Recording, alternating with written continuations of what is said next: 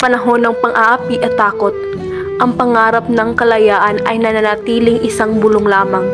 Ang mga Pilipino'y nagdurusa sa ilalim ng pamumuno ng mga Kastila, pinapatahimik, pinagsasamantalahan at ipinagkakait ang dangal. Mga kapatid, sapat ng ating pagtitiis. Ang mapayapang pagkikibaka ay nabigo. Si Rizal ay pinatapon at ipinakulong. Panahon na upang tayo'y kumilos at sa ating mga kamay ay dumalos at humubog ang kalayaan. Ngunit Andres, isang hakbang na ito patungo sa tiyak na panganib. Kapag tayo nabigo, pati ang ating mga pamilya madadamay. Kung tayo'y walang gagawin, mananatili tayong alipin habang buhay. Mas nanaisin ko pang mamatay na malaya kaysa mabuhay na walang dangal. At sa gabing iyon, isinilang ang isang lihim na kapatiran, ang Katipunan.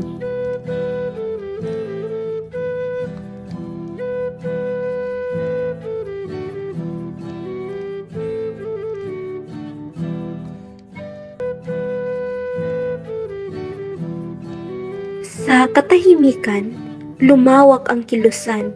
Mula sa Maynila, umabot ito sa iba't ibang bayan at lalawigan, lalaki at babae, mayaman at mahirap, nagsama-sama para sa iisang pangarap, kalayaan.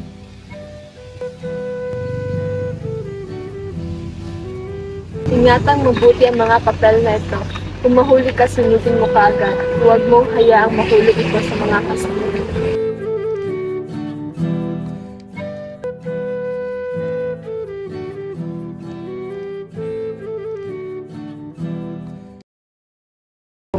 Kumain na kayo mga anak.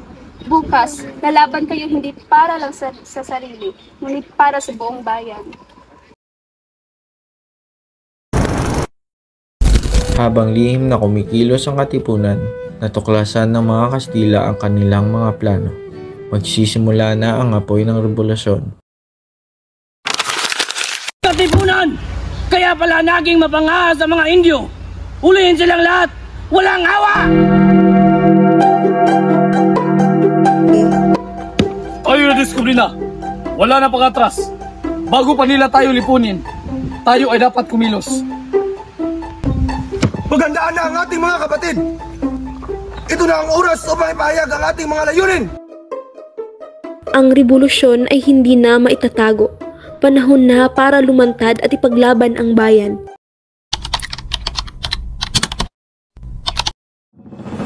Sa Pugad Lawin, nagtipon ng mga Katipunero upang magpasaya ng kapalaran ng bayan.